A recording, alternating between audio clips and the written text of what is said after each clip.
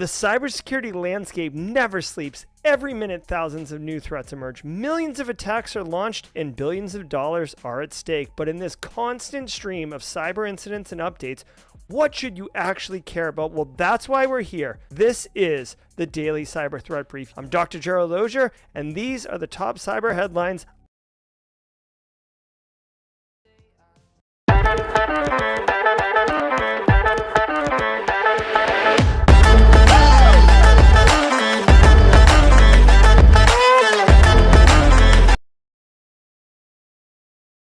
All right, good morning, everybody. Welcome to the party. Today is January 30th, 2025. If you can believe it, we're almost through January. This is episode 803 of your Simply Cyber's Daily Cyber Threat Brief podcast.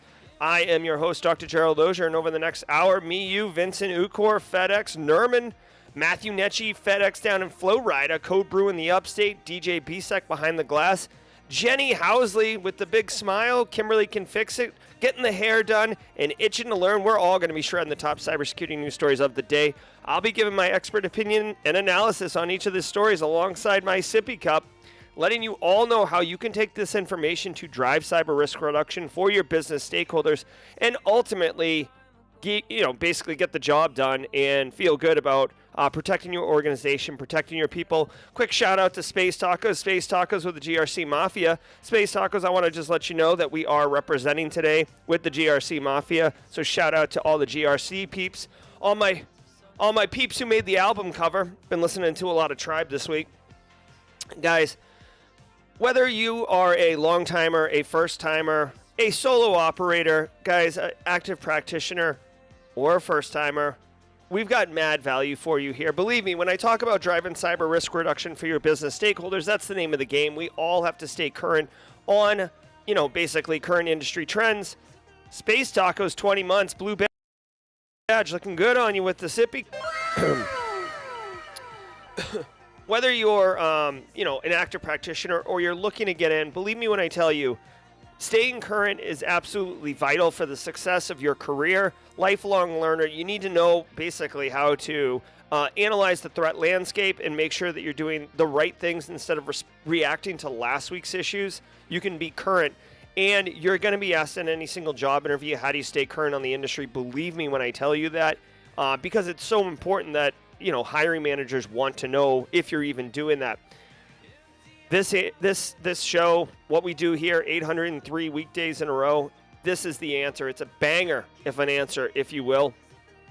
Even if I'm coming to you from the 10 Rings Cave from the original Iron Man movie, doing a proof of life video here in the Hilton Garden Inn in hot Atlanta, the Dunwoody area, coming at you from the dungeon.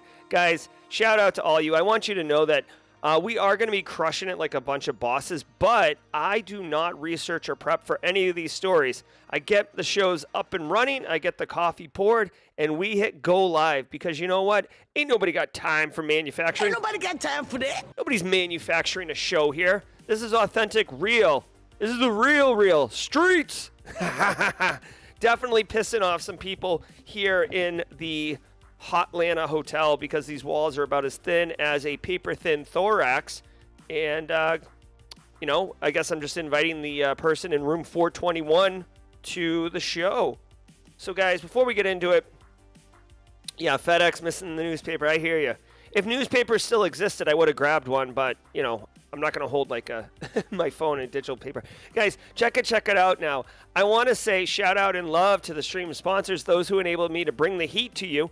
Let's go ahead and start with Antisyphon today. Antisyphon, if you're doing the SOC core skills with John Strand, sound off in chat. Would love to know who here from the Simply Cyber community is doing that free course this week. But more importantly, if you are taking it, it's cool to know that you're taking it, but I would actually love to know more.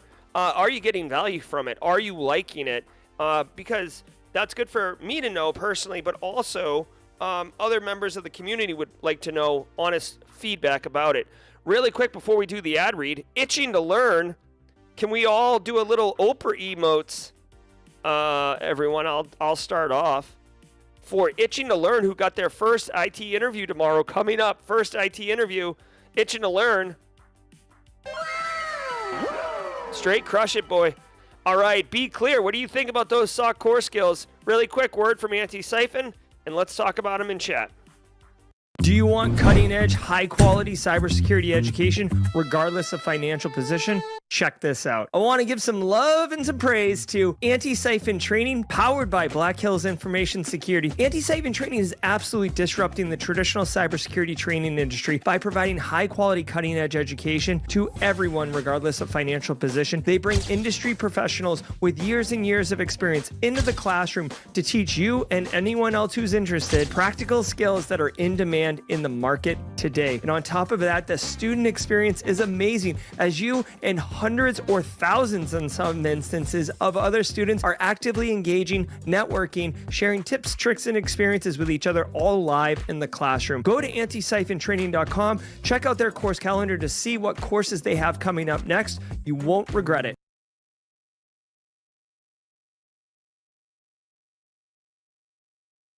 Love it, love it, love it. Guys, I got to tell you, I'm reading chat as the ads run in here, and I'm super happy. I see some people who it's their first course and weren't familiar with Antisyphon and John and getting mad value. I also see longtime practitioners like FedEx getting mad value from it. I'm telling you, it's super cool. Also, like bonus tip, if you didn't know, that SOC Core Skills is actually one of 3 classes that John does for free, and they all kind of relate together. And you can definitely, I mean, I'll let you know when they come around, but definitely keep your eye out for the other 2. Getting started in InfoSec with Black Hills, I think, is the other one. And then Active Defense Cyber Deception is the chef's kiss. I actually have a video on the channel reviewing that class because I took it, freaking loved it. A lot of canary tokens, a lot of honey tokens, a lot of honey pots, a lot of good times up in that class. Guys, I want you to know that every single episode of the Daily Cyber Threat Brief, including episode 803, this banger that we're knocking out right now, is worth half a CPE. So say what's up in chat like you're all doing right now. Very active. Isaac Rodart knows what's cracking. Drop a, hey, DP says the class is awesome. Let's go. Listen, say what's up in chat. Grab a screenshot. AA Witherspoon saying hello. You can say, or you can simply say hashtag TeamSC. Hashtag TeamSC is our, unifying call for the community. You see someone drop a TeamSC in chat, whether you're on this stream or someone else's, then I'll tell you what, they are part of the community, and we love, love, love saying hi to community members. So drop a hashtag TeamSC, grab a screenshot. The screenshot will have a timestamp on it. File it away, and once a year, count the number of screenshots and divide by 2. It's as easy that to get your CPEs straightened out. All right. We're going to be sliding right into the news in just a hot minute. Before we do it, let me just get a quick word in with ThreatLocker, and when we come back, we're going to slide in and hear the hot sounds. Spicy! They're freaking spicy. We're going to hear the hot sounds of the cool news. ThreatLocker, 30 seconds, and then get ready. So get ready to buckle in. I want to give some love to the Daily Cyber Threat Brief sponsor, ThreatLocker. Do zero-day exploits and supply chain attacks keep you up at night? Well, worry no more. You can harden your security with ThreatLocker. Worldwide, companies like JetBlue trust ThreatLocker to secure their data and keep their business operations flying high. ThreatLocker takes a deny-by-default approach to cybersecurity and provides a full audit of every action allowed or blocked for risk management and compliance. Onboarding and operation is fully supported by their US-based Cyber Heroes support team. Get a free 30-day trial and learn more about how ThreatLocker can help prevent ransomware and ensure compliance. Visit threatlocker.com.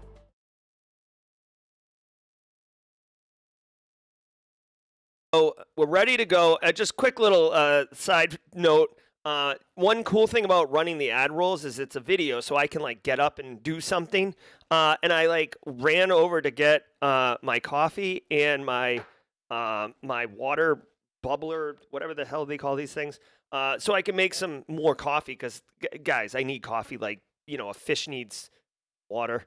And I went to get up and my earpiece was jammed around my chair, and I basically snapped my neck. It sucked. Kayla Sturgeon with a super chat. Come on now, Kayla. Been absent a bit, but wanted to say Team SC and GRC Mafia. Love myself some Kayla Sturgeon. Actually got to take a ride from Rapid City to Deadwood with Kayla Sturgeon. Great people, great people. And the one who did the math and confirmed 120 CPEs a year, she's out there banging the drum trying to get people to understand how dope Simply Cyber's daily cyber threat brief is. Kayla, great to have you back. Now that you're here, let's go ahead and get the show started. So sit back, relax. Whoop, shit. Hold on. All right, let's do the news. Oh my God, what a train wreck. So bad, this guy. From the CISO series, it's cybersecurity headlines. These are the cybersecurity headlines for Thursday, January 30th, 2025. I'm Sarah Lane. In today's cybersecurity news, Tenable, a NASDAQ-listed cybersecurity company valued at $5.3 billion, is acquiring Israeli cybersecurity firm Vulcan Cyber for approximately $150 million, with the deal expected to close in Q1 of this year. The acquisition aims to enhance Tenable's security exposure management platform by integrating Vulcan Cyber's capabilities, unifying security visibility, and risk mitigation. Vulcan Cyber was founded in 2018 and has raised $55 million and employs around 100 people, though it's unclear how many will remain post-acquisition.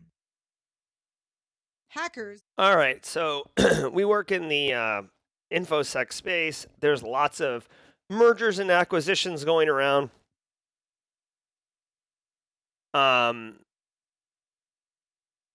And, basically Tenable. Tenable's been around. I'm pretty sure Tenable actually started in Boston, Massachusetts. So shout out to me and George Strasburger and Boston Rob out in San Diego.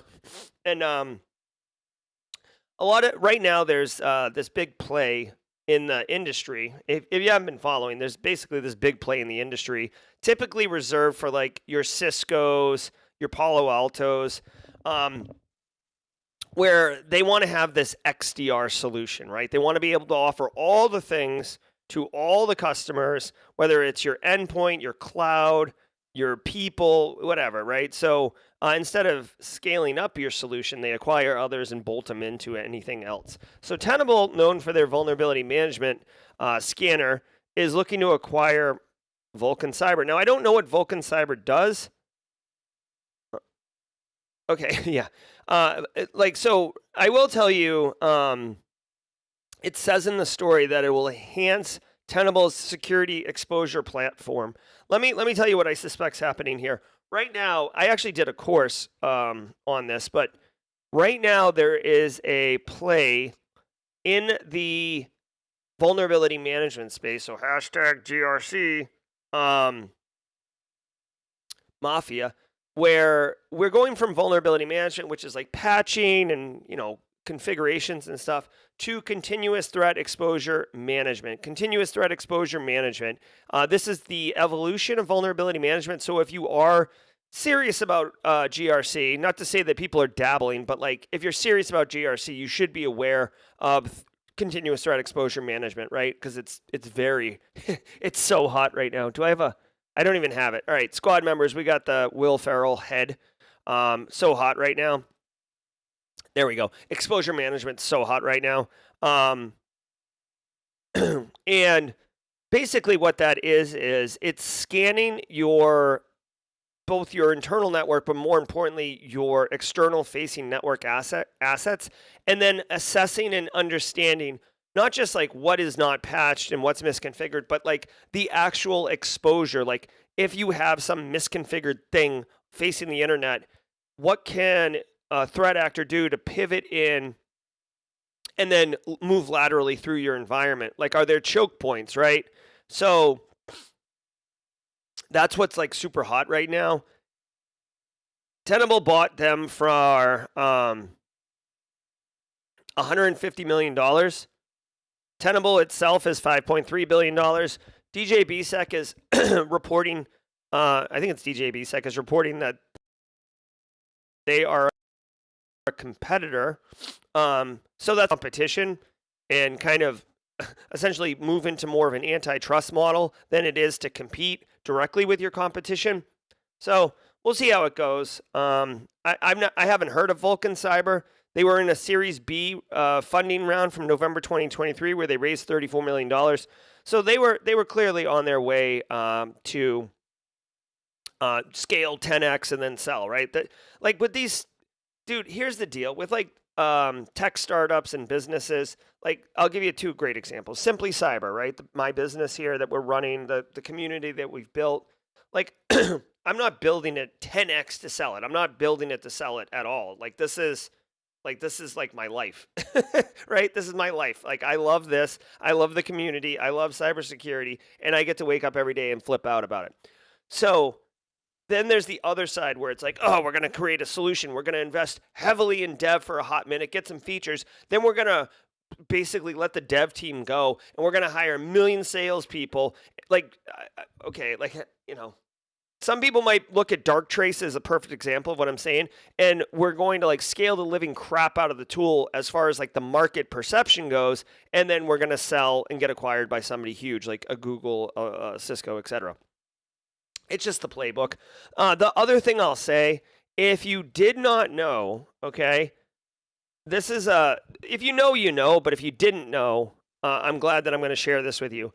Israel, okay? Israel, small country, okay? I don't know how big it is. Like, I like to think it's the size of Rhode Island, okay? I don't know if that's true or not.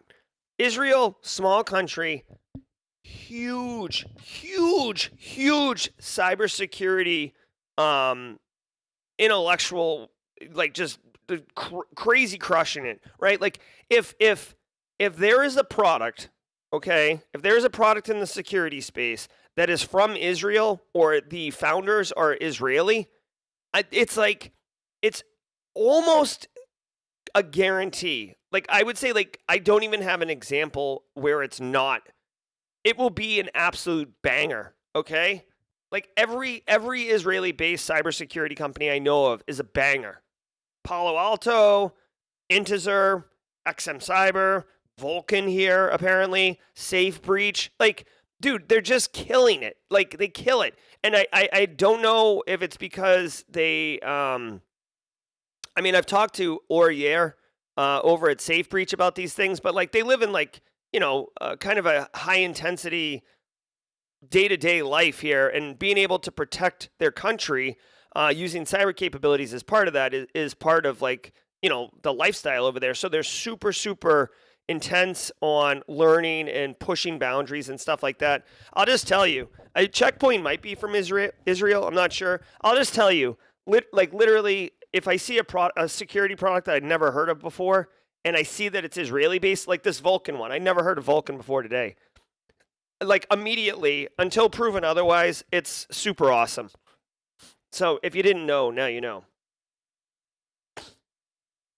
Linked to China, Iran, Russia, and North Korea are using AI, including Google's Gemini chatbot, to enhance cyber attacks. That's according to U.S. officials and Google Security Research. These groups reportedly utilize AI for tasks like writing malicious code, identifying vulnerabilities, and researching targets, rather than developing advanced hacking techniques.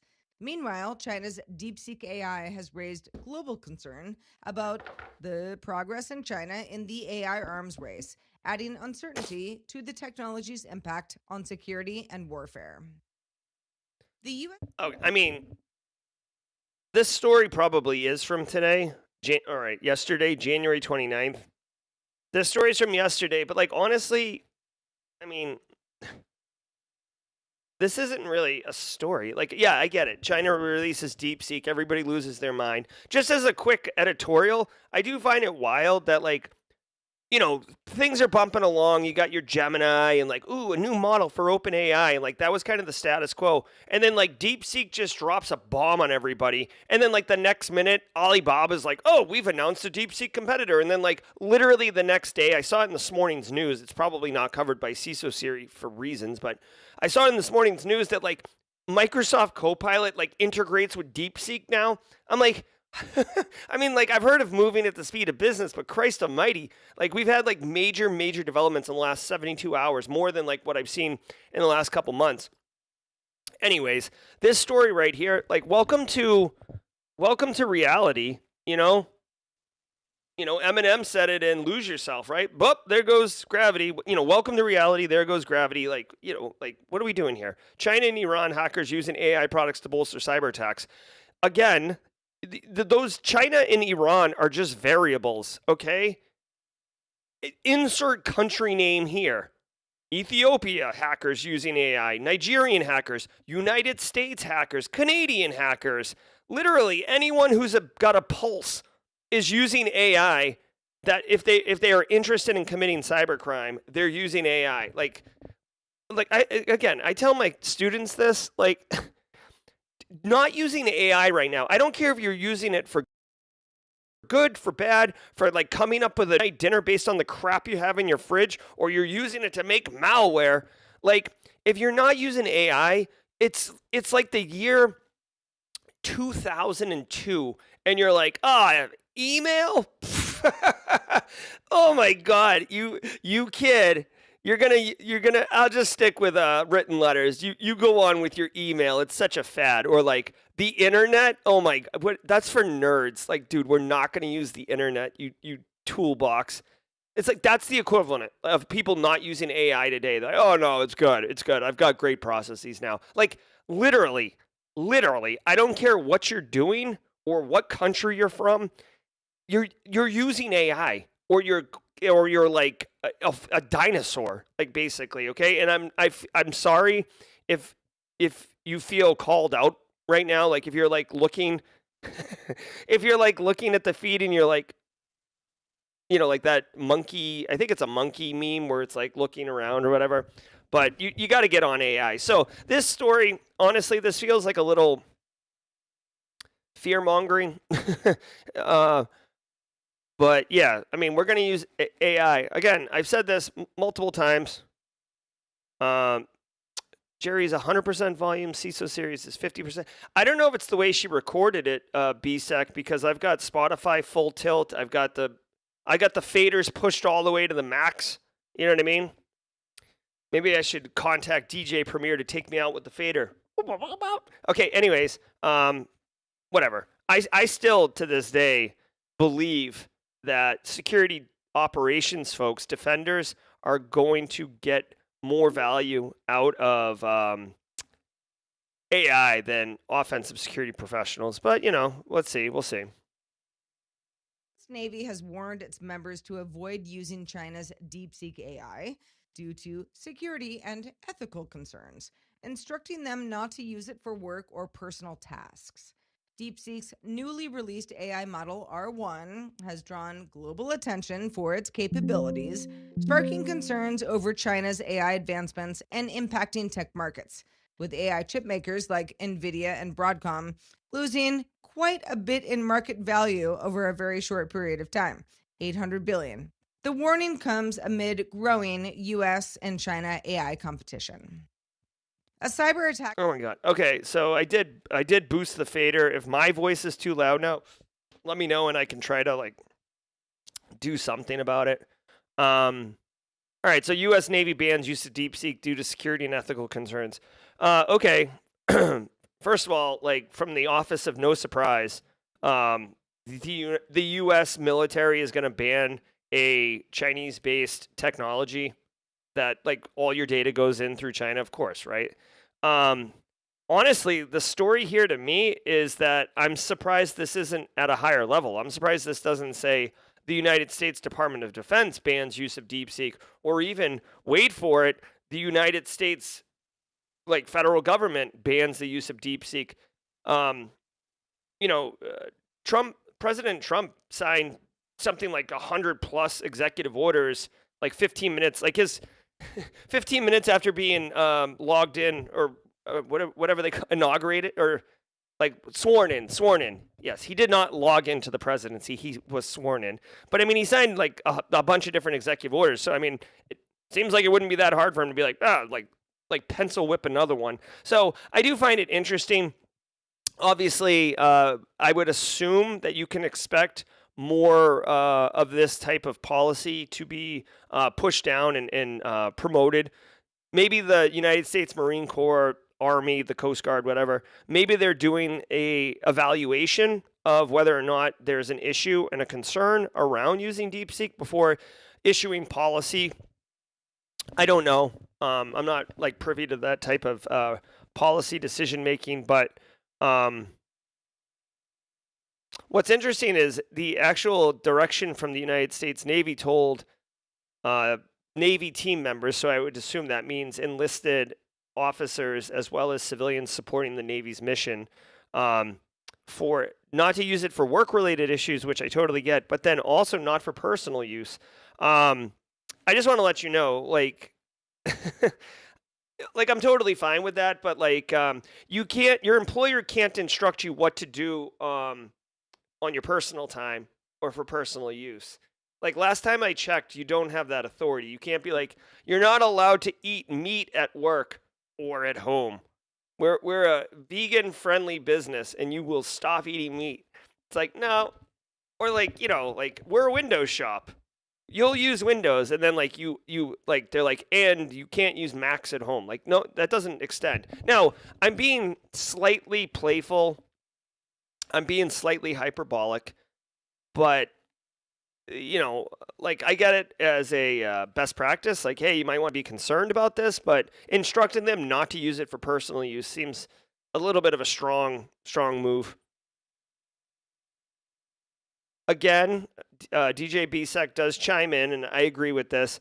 If you are using your personal machine for work, then there is a scope issue where you are exposing the business to risk because of the personal use, which, by the way, can I just quickly, like, just to take a hot minute and low-key squad members, you can, low-key squad members, there is the more you know, and if you were like an 80s kid, the more you know, like the streaming star. I don't know if Gen Z got that. There's probably some skibbity version of it that is a rehash of our the more you know star. You guys, you Gen Z, you'll never know LeVar Burton in Reading Rainbow. Listen, it was a Sigma star going across, and instead of it's the more you know, it's just like Sigma grind set, right? Anyways, I want you to know this really quickly. And again, think about the business, yo. Okay, so I don't know when it was. It was like basically the early 2000s. Sicily, 2004, right? Little shout out to Kimberly Confixon and the Golden Girls contingent. The idea of bring your own device, or BYOD, first really took hold when people started having their own mobile phones all over the place, okay? And CFOs, chief financial officers, the ones, cybercycle, bring your own destruction. The CFOs are like, wait a minute, you're saying that our workforce can have their own phones, and I don't have to have this ridiculous capital expense of a bunch of tech that goes bad every 3 years and people lose and all this other right? And it's like, yeah, let's go. So BYOD turned into all that, and then with the push of all of cloud solutions and SASE products, and SaaS, SaaS, not SaaS, like not sassy, like, oh, you're so sassy, not like that, not like Spicy. not that kind of sassy. People started like really blending and blurring the lines between using personal devices to do work stuff and having a work machine. Now, some CFOs and businesses don't care. Like they're like, oh, let it go, YOLO. And security practitioners, it's very difficult to keep an end user from accessing a cloud resource from a personal machine or from any machine, frankly. That's the beauty of cloud. Unless you introduce a technology called Cloud Access Security Broker. I have made an effort at one point to deploy. We did a pilot of a CASB solution. CASB is Cloud Access Security Broker in when I was at the medical university, and it didn't go well. I'll tell you that much. I won't tell you the product, but it seemed less about the product and more about just like the approach and the architecture, because it's just awkward, and you're not going to get you have a tough time getting people to install apps on their personal phones. When you start trying to get people to install technologies on their own machines in order to access cloud solutions, it gets really dodgy. And by the way, you start introducing challenges where people are calling help desk because their personal machine has got issues, which is a completely different build profile tech stack than what the help desk has been trained on. And it turns into a nightmare. So I just want you to know, yes, personal use is a thing, and it's really like Pandora's box. It costs a lot of money to roll out basically employee-owned tech stacks only, and CFOs don't like it. So a CFO is willing to take that risk, and cybersecurity people like you and me are left holding the bag and being like, ugh, gross. Really quick update. DJ BSEC is saying that Microsoft's Intune as a CASB solution is actually pretty good right now. That's good to know. I tested it wasn't Intune. I tested a different solution probably in like 2018, 2019. Just as an FYI. But I will tell you, I mean, for me and my business, my devices are all enrolled in Intune, but, you know, I'm a small business, so it's a lot easier. DJ BSEC will be doing jaw jacking later today per usual, so he has agreed to deploy knowledge bombs on you about CASB solutions and managing BYOD if you remind him. Let's go. Has taken the South African Weather Service, or SAWS, offline, disrupting critical services for aviation, marine, and agriculture, while forcing SAWS to share weather updates via social media. The breach, which is the second attempted attack in 2 days, has also impacted regional allies like Mozambique and Zambia, with efforts underway to restore the systems. While no ransomware group has claimed responsibility, South Africa has faced a wave of cyber attacks in recent years, targeting public institutions, including its Defense Department, pension organization, and National Lab Service. All right. What's up, J.E. and Michelle? All right. So basically, South Africa, which, by the way, shout out to SSD. SSD is in chat. Not right now. I don't know if SSD is in chat, but I'm pretty sure SSD is like our resident South African during Worldwide Wednesdays. So this South African weather service is down. Okay, probably a ransomware attack. Probably a ransomware attack, but worth noting. And can I get a fact check on this, please? Because I'm about to say something that I'm not 100% positive on. Again, there's this like mounting tension globally of world powers like forming alliances. NATO is the one that the United States is part of, and it's been in the forefront with like Germany and Luxembourg and Norway and like Ukraine. Oh wait, Ukraine's not part of it. Okay, like we're going to have this pissing match over in the Eastern Europe, right? So that's NATO. But then there's one called BRICS, BRICS, BRICS, Brazil, Russia, India, China. And I believe, this is what I need a fact check on, I believe the S in BRICS is for South Africa. So this looks like a ransomware attack, crime of opportunity, but I do want to put a small pie slice in the, potential explanation as to geopolitical tensions rising in some type of BRICS type thing. Okay, thank you. Eric's confirmed that South Africa is the S. So, guys, when you're doing attribution, sometimes you can't say who attacked who, okay? Like you can't do attribution. Sometimes you can have low confidence, like this appears to be Lazarus Group, okay? Like whatever. Sometimes you can have really high confidence, like this clearly has all the TTPs of like when freaking Russia attacked Ukraine with the NotPetya wiper virus attack, going through the AccuDoc accounting software through Ukraine. Like that was high confidence that it was Russia.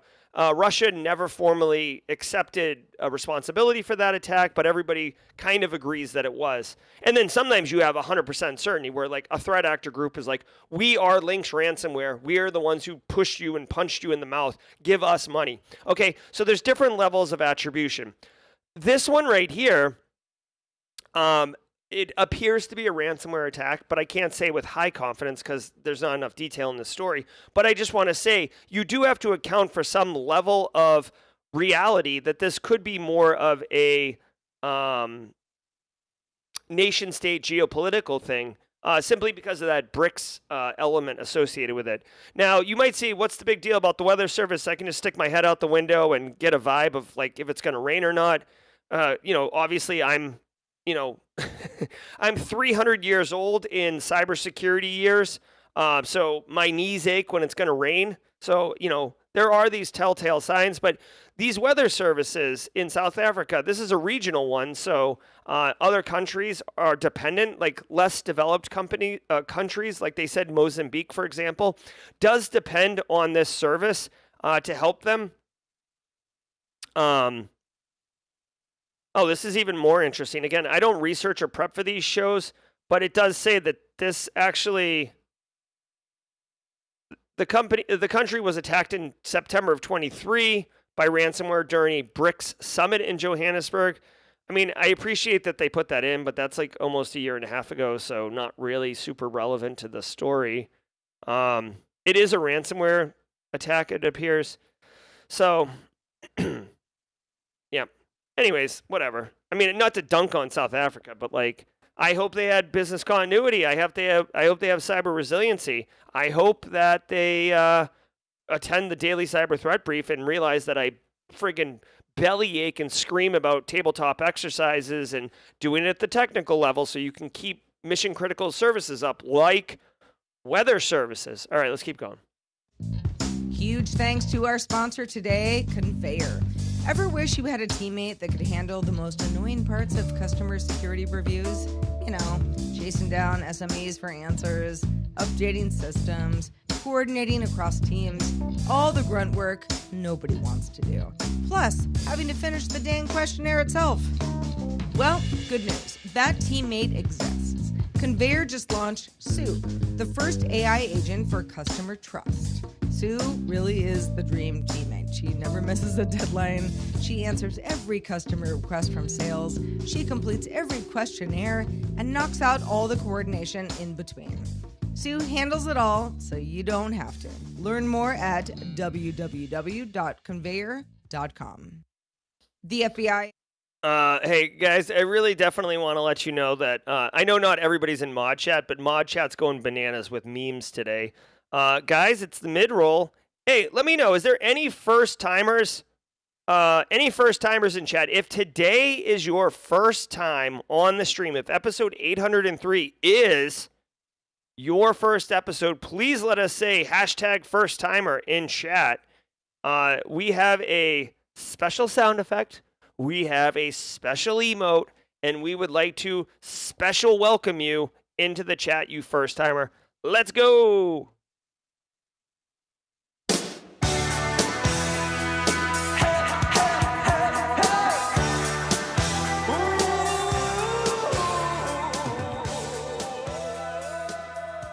All right, y'all. Holla, holla, holla, holla.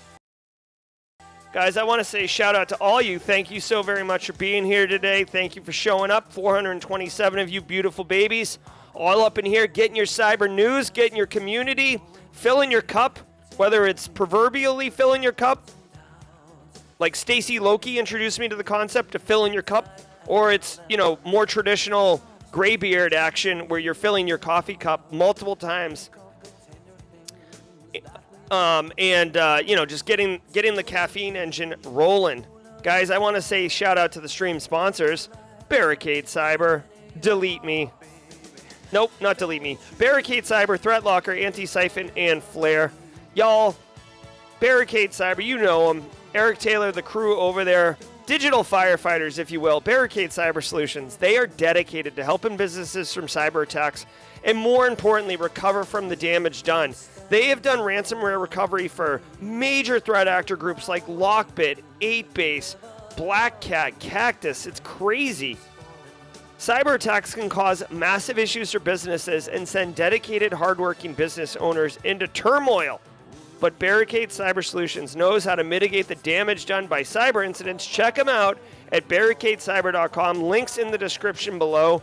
I got to tell you guys, just go to their website, barricadecyber.com. You can literally get on Eric Taylor's calendar, have just an introduction, talk about your business and needs, or if you're actively dealing with an incident, it's as easy as just click, and then he can swoop in with his squad and help you get sorted out. Barricadecyber.com. Definitely don't sleep on that. I also want to spend a minute and say thank you and shout out to Flare. Now, if you guys don't know about Flare, I'm going to run the ad roll, but I'm telling you, I really enjoy Flare as a CTI platform. I've done a deep dive on this tech stack. It is awesome, and on top of that, I know the people over at Flare, including Jason Haddix, who is the vCISO over their company.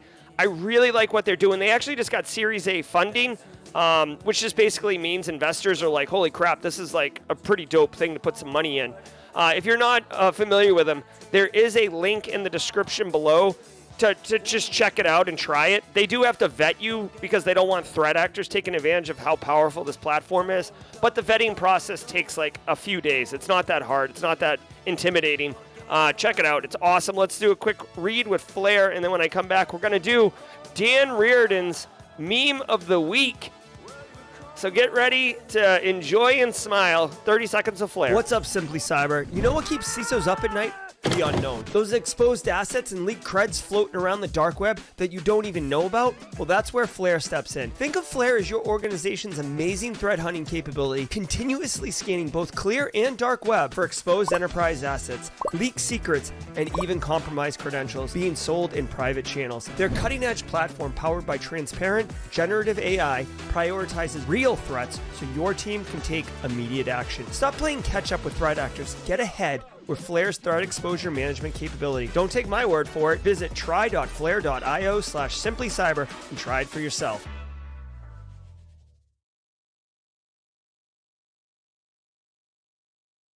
Oh my God, let's get the first timer trains running, guys. Kevin Wall, welcome to the party, pal. Welcome to the party, pal. Dev Cass, welcome to the party, pal. Welcome to the party, pal. Guys, if you are in chat right now and you are a squad member, which means you have access to the squad emo tray, do me a solid. Go ahead and pop it open and properly help us welcome Dev Kaz and Kevin Wall to the stream, to the community. Hashtag Team SE. Let's go. Oh, no. Yeah, no. So, hey, really quickly, the Flare team at Mandiant is different than Flare.io, the cyber threat intelligence platform, just so we're crystal clear. Hey, we got another first-timer in here.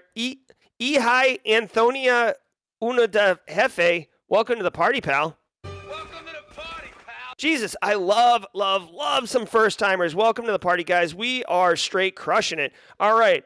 Let's get it going. We're about to do our la la la la. I've got it queued up. Every single day of the week has a special segment, and Thursdays, our very own Haircut Fish, the dude who is in chat right now, makes a custom meme. He has done it for years. He is very talented, and I'd like to introduce you to today's What's Your Meme Thursday. Ladies and gentlemen, I give you Time Traveling Jerry. That is me. And this is a direct reference to the ability for me to get on a plane and basically become unconscious. And then when I wake up, it's when the plane lands. So, like, literally, I get to time travel because, like later today, I'm going to take a flight from Atlanta to Charleston. And I'm going to get on the plane and close my eyes. And then when I open them, I'll be in Charleston. I have mastered time travel. Thank you, Haircut Fish. Let's get our la la la la's on.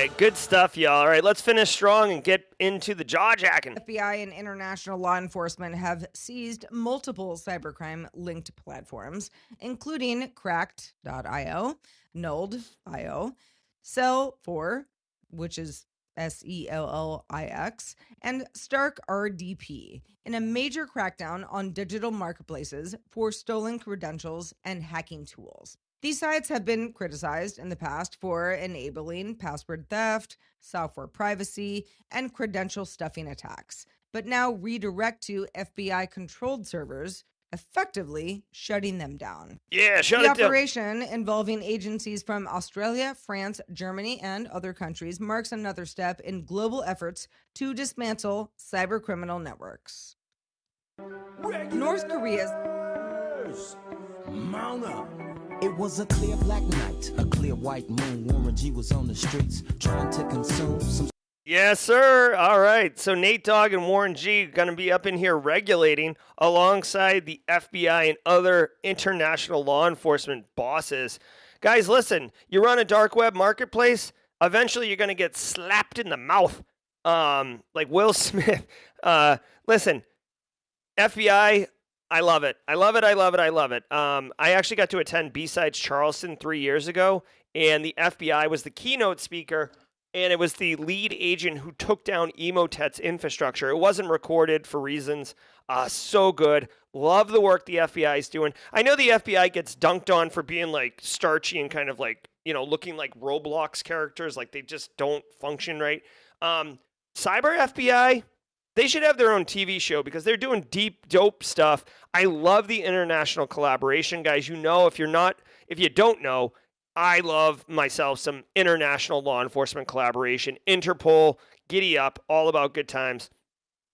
Also, quick shout out, so many more first timers in chat. I saw a couple more come through here, so love it, love it, love it. I'm just going to kind of speed run the back half of this. A bunch of cybercrime forums I hadn't heard of got taken down. It's just a good news for us, right? So when you think of, not impact, but like, if your data gets compromised, right, if there's no marketplace for the data to go to be sold, there is a lower chance, and fingers crossed, hope is a strategy, that the data doesn't get out and threat actors don't weaponize it and less people get fraud committed and et cetera. So this is a win. You know what? Just like we got to get up every day and do cybersecurity, you got to man that wall, right? There's no win condition in cybersecurity. Like you always just walk. Basically, in cybersecurity, you get to walk halfway to the wall. So you never get to the wall. Every single day, you get to walk halfway to the wall. So your first day, you're taking huge strides, you're feeling good. And then your 50th day, I mean, you're taking like little incremental steps. You're still moving forward, but, you know, it's the wins aren't as high. But you know what? We do the job because we need to. FBI's doing their job, continuing to grind. I love it. I love it. I love it. Lazarus Group carried out a large-scale supply chain attack dubbed Phantom Circuit, compromising hundreds of victims by embedding backdoors in cloned open-source software. This is according to Security Scorecard's latest report. The campaign began in late 2024 and targeted cryptocurrency developers and tech professionals by distributing malware-laced repositories on platforms like GitLab. Stolen data included credentials, authentication tokens, and system information, with the attackers using obfuscation techniques and VPNs. Oh, Dude, I don't know if Kim Jong-un is like running like North Korea's Got Talent, you know, kind of game show or something for like innovation in cybersecurity. But like North Korea, it's wild. Like, dude, Lazarus Group was like, all they did was like financial crypto crimes, right? Like, ooh, you got a software wallet. You can expect Lazarus to punch you in the mouth. You're the Bank of Bangladesh. Guess what? They're going to get you and try to steal $1 billion. Like Lazarus was going ham on crypto for years. And now, like North Korea, dude, they're doing like fake IT hires. They are they're hiring their citizens as IT people to get money and to steal secrets. They are putting up fake jobs to get people to apply and then installing malware, saying that it's part of the application, like a skills assessment. Now they're basically infecting open source projects or forking them and sticking malware in and then just reposting them and hoping people download them and then they've downloaded like a key stealer.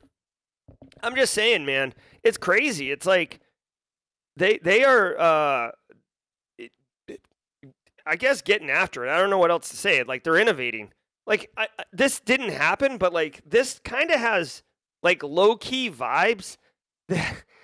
Again, this tinfoil hat. So, hey, you first timers here, if you're a first timer here and you're like, well, this guy's kind of nutty, we do have an emote where I'm wearing a tinfoil hat, which I just dropped in chat. I typically reserve that for me about to say something that's a little off the reservation and not rooted in fact. But hear me out, okay? This feels like, okay? This feels like North Korea, like, got on ChatGPT and was like, you know, like, hey, like one of these prompts, like I'm sure you guys have done these prompts, like, hey, ChatGPT, I'm a authoritative regime leader, and I typically commit these types of cybercrime, but I'm looking for ways to innovate and diversify my portfolio of cyber attacks.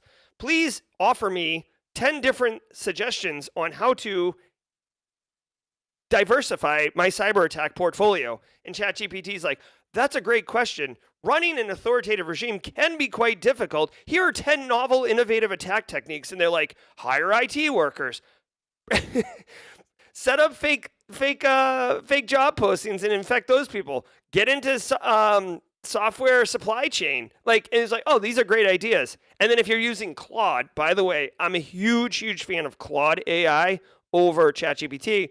But like, then it's like, perhaps I could write the code for you. And you're like, yes, that would be fine. Right? I'm just saying, yeah, I'm not saying North Korea did that, right? I'm just saying it's kind of funny. Like they went from like the same MO really for like a while to like way all over the place, right? Security discovered a critical vulnerability in Microsoft's multi-factor authentication, or MFA, allowing attackers to bypass it and gain unauthorized access to Office 365 accounts, including Outlook, OneDrive, and Azure. The flaw exploited system creation and TOTP code tolerance, enabling attackers to brute force MFA codes undetected within 70 minutes. Oasis reported the issue to Microsoft, which implemented a stricter rate limit, permanently fixing the vulnerability by October of 2024. The research highlights the importance of strong MFA implementations and improved alerting mechanisms for failed second-factor attempts. Wow, okay. So this is really kind of a cool, novel technique. So a couple things here. First of all, you should always have multi-factor authentication. Okay, like it should be no multi-factor authentication by exception. Second of all, multi-factor authentication is not a silver bullet. You don't get to put multi-factor authentication on and then, basically stop wearing clothes. Like you still have to wear clothes, right? Like you still have to do all the basic things that you should be doing, all the normal things, right? Did we just become best friends? Yep. Okay. So Sam with a super chat, but it's a question, so I'll answer that in a hot minute. No, well, actually, I'll answer it now. PCI is you get audited for compliance with PCI DSS. It's a data security standard, but like the whole thing behind it is being compliant with it in order to run credit cards. SOC 2 framework. When I say framework, I think more cybersecurity, information security program structure, where SOC 2 is much more of a framework on like how to capture what you're doing for security and then communicate it. Again, the SOC 2 is not my area of expertise, which is why Erica McDuffie did the guest lecture in the GRC course. Thanks for the super chat, and I hope that answer helps. So anyways, put MFA in place, but don't think it's a silver bullet. You can get punched in the mouth. What I do want to call your attention to, and if you can bust this out in a job interview or as a security researcher to think innovatively, one of the attack vectors is lack of rate limit, and this is basically just brute forcing, okay? This is brute forcing. So they're saying that basically I log in with I need a victim here. Angular. Okay, so I get Angular's Azure credentials, and I log in Azure with Angular's credentials. Okay, Angular's in chat right now, and take care, Kayla Sturgeon. Good to see you. And then it says, hey, what's your 6-digit PIN for multi-factor authentication? And I type in 0000000 and hit enter, and it's not the correct multi-factor authentication. Now I type in 0000001, right? And it's not right. Well, there is no rate limiting here, so you have to enter the correct 6-digit number within 1 minute before the 6-digit number refreshes itself, right? And that or 30 seconds, right? Well, the problem is that there's no rate limiting. So because you can automate it with scripts, you can run through all, 1 million combinations of numbers in under 30 seconds. And that's the problem. If they simply introduced a half a second limit between submitting a 6-digit PIN and the next 6-digit PIN, that would address this issue. So this is actually something that Microsoft can implement, I think, with relative ease. But it just goes to show you this is a novel technique. They're not skimming your 6-digit PIN. They're not socially engineering you to give it. They're literally just putting all the numbers in, and they know there's only 1 million options, and one of them is absolutely the correct one. So just as a quick relative thing, if you're still a little confused about this, this is no different than when you guess a password and it's wrong, and after the 5th try, the account locks out for 15 minutes, or you have to call a help desk. This is the same thing. It's called rate limiting. That way a threat actor can't brute force attempt logins, because every 5 attempts, there's a 15-minute delay, which is unacceptable to a threat actor. Whereas a human like me and you, if we get it wrong 3 times in a row, we're like, what the hell? I know my password. What am I, got caps lock on or something? All right, Jenny Housley coming in over the top rope, letting us know some brute force tools can adjust their times. In this particular example with the rate limiting, after the 30 seconds or 60 seconds, the 6-digit PIN would refresh, and then basically you'd have to start over again. So, all right. Security researchers from the Georgia Institute of Technology, or Georgia Tech, have discovered 2 vulnerabilities, SLAP or SLAP and FLOP or FLOP, affecting all phones, iPads, and Macs with A15 and M2 chips or later. These flaws exploit speculative execution to access data from open web tabs, with SLAP affecting Safari and FLOP impacting both Safari and Chrome. There isn't evidence of exploitation in the wild, but Apple's been working on fixes since mid-2024, stating there is no immediate risk to users. Until a patch is released, the best precaution is to be cautious of the websites that you visit. Yeah, I mean, come on. All right, really quickly, Gen Z, I know you're in chat right now, probably looking at an iPad and playing Nintendo Switch and having the show on a TV in another room. I'm just making fun of you. Listen, this says SLAP. It's an acronym. This isn't SLAP this bodega slaps, or what else is Gen Z into? I really don't know what this avocado toast. That's more of a millennial thing, isn't it? Whatever, this Skibbity Ohio Riz toilet slaps. Okay, it's not that slap. All right. It's a acronym for speculative attacks via load address prediction. Okay, so really quickly, 2 things to tell you. Load address in modern operating systems as part of a defensive mechanism to deal with buffer overflows and process flow takeover. When functions get loaded into memory, they are typically randomly assigned a memory address in space, right? There's this space of memory that functions can be loaded into. And this basically, back in the day, before ASLR, and not to be confused with ASMR, so all you who are like, Jerry, use your nails on the microphone, don't get excited. It's ASLR. Address address space layout randomization. Anyways, it's a security protocol, because back in the day, when you loaded NTDLL, right, it would just put it in the same memory spot. Threat actors knew it, and they would abuse that, right? So ASLR came out, and now they get randomly done. Well, part of this slap is part of predicting where it's going to be. Now, this would be really bad. You can't really patch for a speculative attack, okay, or speculative memory address prediction attack, because unfortunately, it's part of the idea is that modern machines are fast because they're taking what the computer is thinking, like, oh, like this person's doing this. There's a high probability that they're going to want to use this function soon. So I will load that address into, like, basically cached memory in order for it to be grabbed quicker, right? So the idea that this speculative memory addressing is a performance decision by the chip manufacturers in order to make you and I have a better computing experience. So you can't really patch that unless you nerf it and remove the speculative predictions of what address of function to get ready to load into memory. Okay, so like that's the problem. Okay, now let's take a beat here. A couple years ago, like I want to say like 2017, the internet in our cyber community was on fire. Okay, this is back in the day when vulnerabilities got cool logos. I don't know why that's fallen out of vogue. I really think vulnerabilities should get sick logos.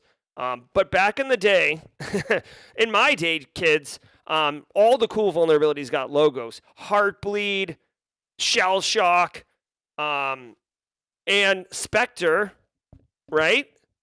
Spectre and Meltdown. And Spectre and Meltdown came out at the same time. They had like a cool little ghost-looking logo. These were the OG speculative addressing attacks. And people were like, oh my God, what are we going to do? Nerf all the things. And in reality, as far as I know, there was never really any legit mainstream attack against a mainstream attack against anybody running Spectre or Meltdown. So, this is interesting. Be mindful of it. If you're running some type of like nation state, super secret squirrel, deep cover operation, like you're at like 8 levels of like undercover, yeah, maybe you might be a target, but like me, and I'm going to go out on a limb here. No one's deploying attack on this. So it's interesting. It's worth noting. It's a different category of vulnerability than like cross-site scripting or buffer overflow. It's a different one because it is attacking the way that modern compute architecture works, but that's about as interesting as it gets, and then we move on. All right, let's go.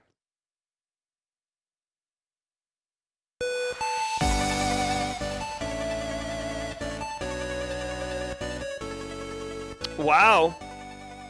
Guys, I got to tell you, this might be the fastest hour of the day. That hour flew by. Guys, don't go anywhere. You're going to be joined by DJ Bisek, who is very, very talented, great person, industry practitioner with a ton of experience, and he is going to answer all of your questions about career, industry, certifications, resources, whatever you want. You throw a question out. He's even really dope on the turntables. He's like the modern day Beck with 2 turntables and a microphone. So if you want to get into that, you certainly can. I want to remind everybody that at 9:30 a.m. today, so in just Eastern time, so just 30 minutes from now, Season 2, Episode 4 of Cybersecurity Mentors Podcast, which is the newest addition to the Simply Cyber Media Group. Guys, if you haven't been paying attention, the Simply Cyber Media Group's been popping off. We got great shows, great talent. John Hoyt, Steve Hagida, I think I'm saying his name wrong, are going to have Ryan Rath come on and talk about going from being a Marine, oorah, to Mandiant, the premier digital forensics incident response firm that gets all the Fortune 50 cases. So if you're interested in differ or you're interested in leveling up a professional, don't go anywhere. We're going to do jaw jacking with DJ BSEC and immediately slide into Cybersecurity Mentors podcast. It's all about good times.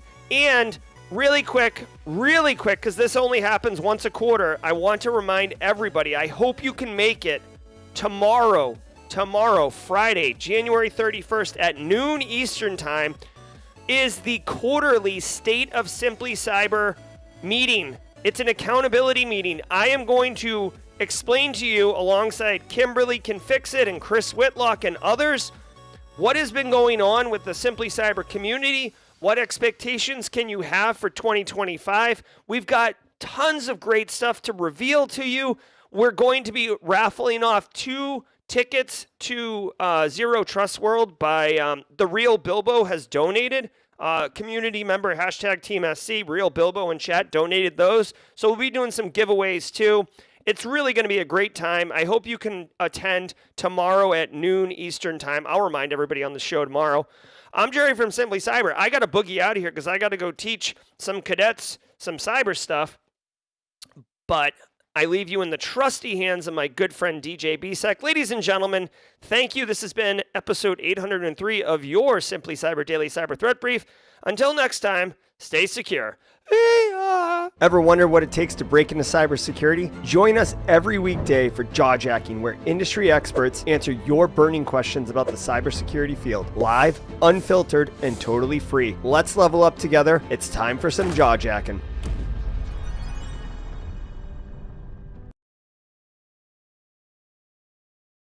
Good morning, everybody. All right, that was a fun quick hour. We've got it's my time, 8:06. We always say Eastern time, so it's 9:06, and we've got the other stream coming up at 9:30. So we got about 20 or so minutes. You can see I put a timer on there, so I make sure that I get out in time, because last time we ran a little bit long. So I want to make sure we get out on time. Quickly for those that are new here, my name is DJ BSEC, aka Ben. A little bit about me: been in the industry about 25 years. Well, actually longer than 25 years. I've been around the block when it comes to the industry. I've done help desk, I've done desktop support, I've done systems administration, I've got Cisco certifications, I got Palo Alto certifications, a whole bunch of networking and architecture experience behind me. Over the last 5+ years, I've been dealing with a lot of cybersecurity and had cybersecurity as a responsibility that's been added to me. Over the last, I think it was November, and last November, I ended up getting my CISSP. So, look, I'm here. I can answer a ton of questions. I can't answer every single question, but what I want you to do is, if you got a question for me, put a Q in front of it. That way I can find it real quickly, and we can bring it up on, and we can answer it. I'm going to go ahead and start the music, because I don't like having stuff in the background where it's just completely silent. And if my voice goes down, it'll go down, but it should come back up. It's probably because we got multiple audio streams going. All right. Let me start. I'm going to start scrolling through here, see if I can find some, but you guys throw a Q in front of it. I know one thing. Let me do this real quick, because we were talking about this earlier as it relates to bring your own device and so forth. And I was telling Jerry on the back end that there is spots within Intune that allow you to be able to not necessarily control somebody's device, but be able to secure your work applications on the device. In fact, let me pull this screen up. I got the right one. There we go. This guy right here, Jonathan Edwards, I believe he's over in the UK, the bearded 365 guy. He's got a ton of information when it comes to Microsoft 365. He's also got a video that goes through and describes exactly what we were talking about before. It's called How to Manage Your Personal Smartphones in 365. Let me go ahead and put this in chat. I'm going to put a link with my name on chat. Basically what this is it goes through and shows you how to use Microsoft 365 per device, right? So you can say if it's an Android device or if it's an iPhone device, and then you can do Microsoft application management. So if the iPhone is only a specific iOS, you don't want it on there. If it's got specific things on there, then you don't want your work applications to be allowed to be downloaded onto it. Basically what it does is it says, hey, I'm going to give you the ability to go out and use your own device and download download Microsoft 365 on there, but for you to connect with your username, your password, and your stuff for the company, you have to meet these requirements. And that's without really having management or mobile management device in place. Like, you don't completely control the mobile management. I almost equate it to what Android had with like a work folder. Like, you could do a work folder on Android and all the work information is in there, and then if somebody leaves, then you can hit the button and it'll blow it up. Same thing. So cool. It's got a cool little, y'all go watch that video. It gives you a little bit more understanding of what it is. We were talking about CASBs, but this is a great one for everybody. All right, let me start scrolling through here and see if we can't find questions that we got in. I have to scroll up some. So we're at 8:04. I know I saw a question come in. Oh, all right. Jerry pinned some before he took off. Question: what are some resources to understand APIs better and how to troubleshoot them? Let me go. I'm gonna go grab a book real quick.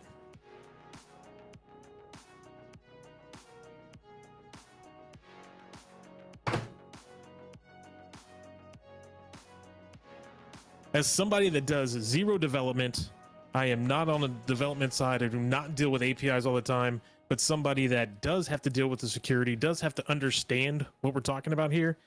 One book that I bought and read is called Alice and Bob Learn Application Security.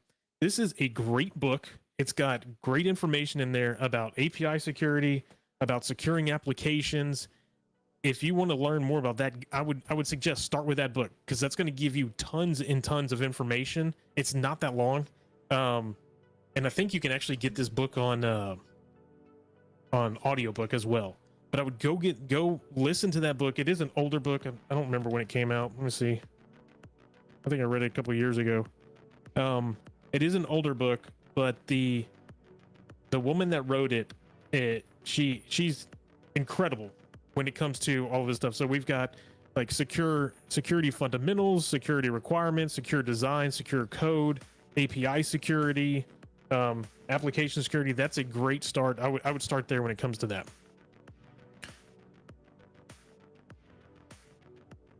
All right. Computer Geek, what are the best skills tools to know for help desk or desktop support? I've answered a similar question. Yes, this is a Divine Dream Divine. That is Einstein behind me. What are some of the best skills and tools to know as it relates to help desk and desktop support? I've answered this question multiple times before. The number one skill you must have with this: customer service. You can be the most technical person. You can go knock this stuff out in 2 seconds.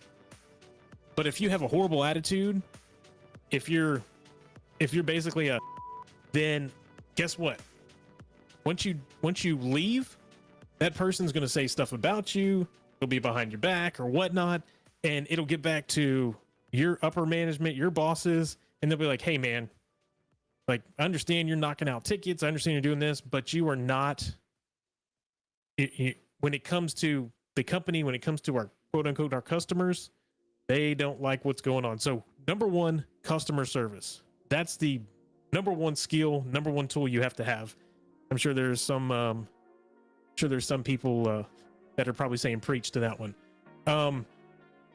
The second one, top second skill you must be able to troubleshoot. You have to have troubleshooting skills. You don't necessarily need to know every single thing when it comes to help desk or when it comes to desktop support.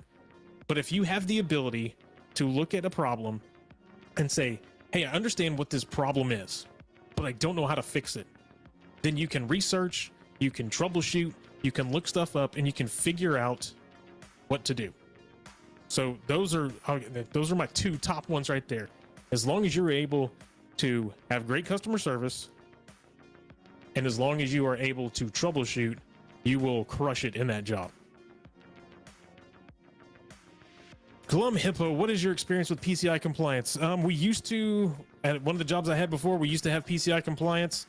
Basically, every 6 or so months, we would have an audit to make sure that we were compliant. We also had a third party that checked compliance all the time.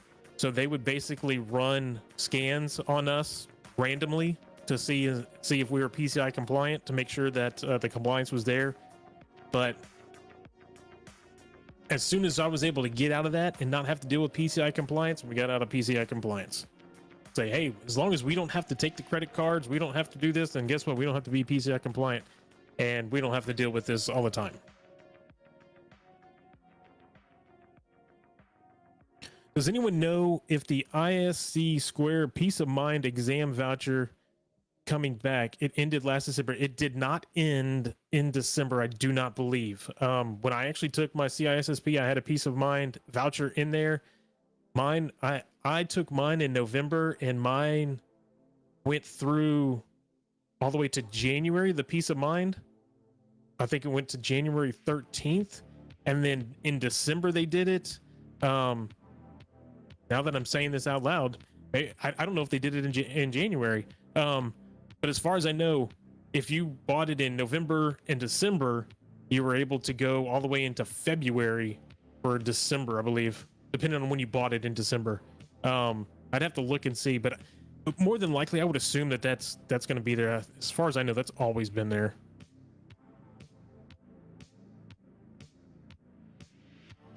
All right, FedEx, here we go. What is your thought on DeepSeek and Copilot integration? So this was one thing that I threw to Jerry this morning. Him and I were talking about. We had DeepSeek come out. Some of us were talking beforehand 2 days ago about when the whole DeepSeek stuff dropped. As it relates to DeepSeek, I've told, and we had it on here. I've told everybody that I work with, I better not see you on it right now, because we don't know what's going on. We don't know what information is being brought into there. They basically say everything is being brought in, everything is being dumped over into Chinese servers, and the last thing I want is I don't want any of our IP on some Chinese server right now. Number one. Number two, I don't know if everybody saw, but there was a massive leak yesterday on DeepSeek. So DeepSeek was able to, in fact, let me see if I can't pull this up, and we'll put it online. DeepSeek actually had somebody was able to get in and get over 1 million lines of logs from DeepSeek, and were able to, that had API security information in there. Let me see. Now available. Trying to find where it's at. Oh, here it is. Let's pull this bad boy up. All right. DeepSeek AI database exposes over 1 million log lines. Secret keys have been leaked. I will throw this into chat. I was very surprised that we did not see CISO series start off with this one. Because of all of the hubbub and hoopla and whatever you want to call it around DeepSeek. I was amazed this was not in there. Instead, they went in, and I don't even know if they talked about the integration. But apparently apparently this was extremely easy. All you had to do was go to OAuth2 callback.deepseek.com and then put in the port that you're connected to, and you were able to see everything or be able to pull everything down. So that's crazy. As it is with integration into Microsoft Azure, I would 100% assume, this is my assumption, that you've already got Microsoft individuals that have gone through all of the code or are going through the code to make sure that there isn't anything nefarious in what they're doing. If you read about what's happening, I think Microsoft AI has like 1,800 different AI platforms within their realm. DeepSeek in itself, you have the ability to download the code. It's open source, so they can go through it, and then they can probably put it in their platform. They can probably scrub, and I believe it says something along the lines of they're going in and scrubbing and making it. Let me find the actual wording here. It says Microsoft officially announced the integration of DeepSeek R1. The move, let's see, enhanced DeepSeek is renowned. I read this earlier. I wanted to get the exact wording, but I don't want to sit here and wait forever I don't want you guys to sit here and wait forever for me to read through an article. But basically what it said was that Microsoft is going to scrub through, make sure everything's good, that they put the version that they put out is going to be more of a Microsoft version. They're going to grab the open source and pull it down and put it on there. Question: as a leader, what key risk indicators would you want to see highlighted in a monthly report metric? That's a very good one. So I would want to see industry risks. Number one, what the industry that the company is in, what are the risks currently within the industry? If we're in healthcare, are we seeing a lot of healthcare getting hit? Are we seeing, if we're in utilities, are we seeing a lot of utilities? And what is it that we're seeing within those? That would be my number one.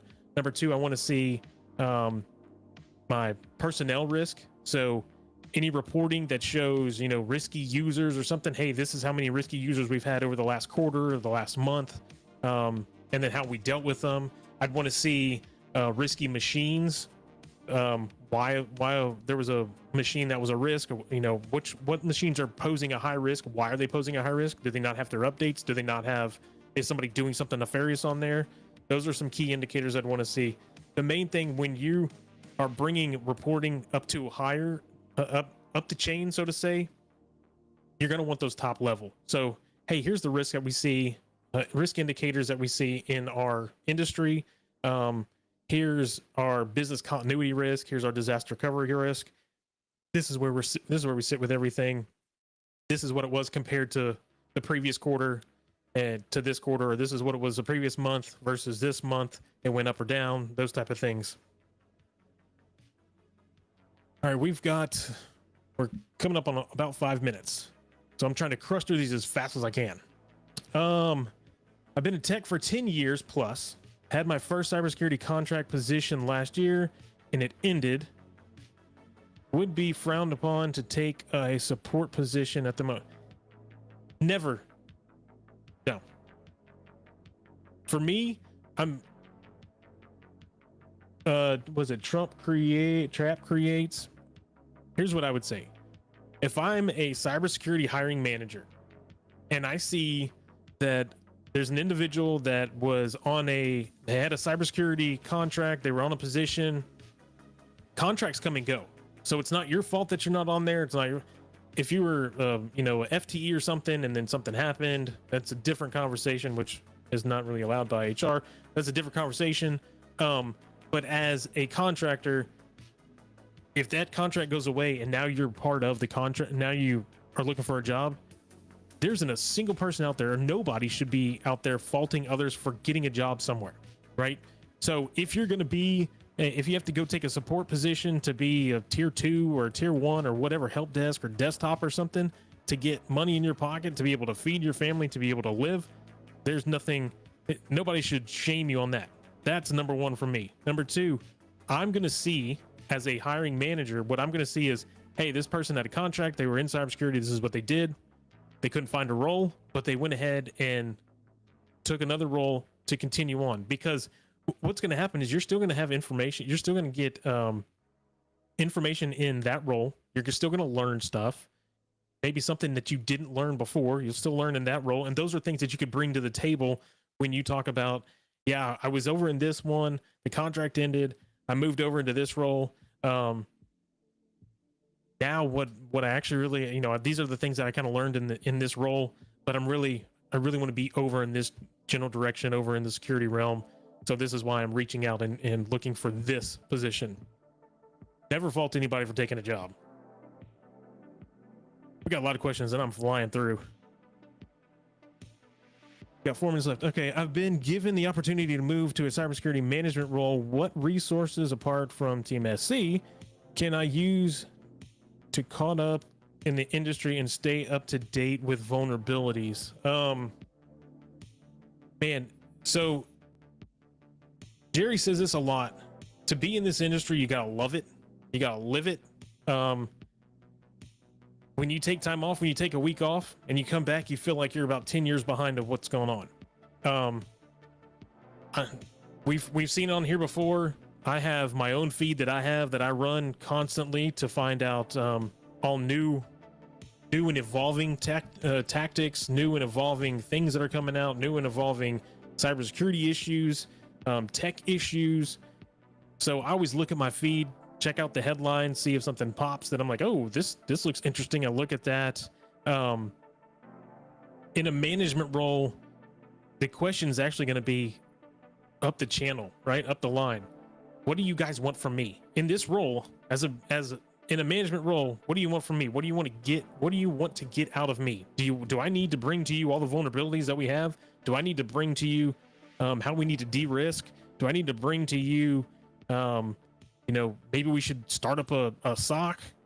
That's kind of what you have to reach out for and ask from your upper management is, hey, now that I'm in this role, what do you want from me? Get a 30-day, 60-day, 90-day kind of thing. What is it you want from me? Hope I'm answering these questions. Hope I make sense. I got an interview in tech support for cybersecurity software. Any tips for preparing for tech support for a cybersecurity software? Not sure what tech. It's kind of hard for me to give tips to prepare for something that I don't really know what the job is. I mean, it's always, for me, I would look at whatever the company is, research the company, understand what they do, how they do it. If you find somebody that actually is already there, say, hey, I'm going to be interviewing. I'm just wanting to understand what it is that you guys do there, how I could help.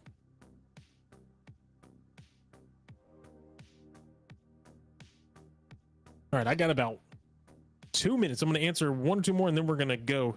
I know my timer is a little fast because I want to give you guys time to get over to the other stream. In fact, I need to pull the other stream up while we do this so I can put it into chat.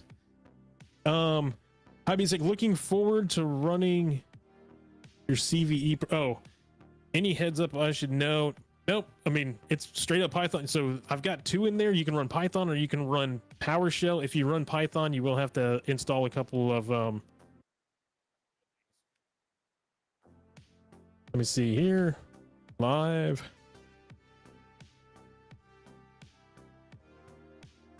All right, what music do you like to spin and what do you listen to when you're working studying cyber topics? Great question. For the most part, what I like to spin is house. I like to bring in 70s, 80s, and 90s house. I like remixes of the 70s, 80s, and 90s because that's the time I grew up. I know I look like I'm like 21, right? 70s, 80s, 90s, but I also like to spin club music, basically. When I am sitting at my desk, believe it or not, I'll listen to the Midnight. Now that Jerry's got me listening to that, and I'll after listening to it, I love listening to them, number one. But if I need to really concentrate and do something, I'll put on something like Bach, Mozart, one of those type of things. Nothing with words, but just basic background noise. All right, 15 seconds. Let me grab this. I'll put this in chat. This is the link. Let's see, from Marine to Mandiant with Ryan Rath. I know somebody out there is going, who in the world is Bach? All right, I just dropped the link in. So right now, what we want to do is we want to raid over. I've got one more question down here. Oh, that's Divine Dream Divines. I already answered that one. Good.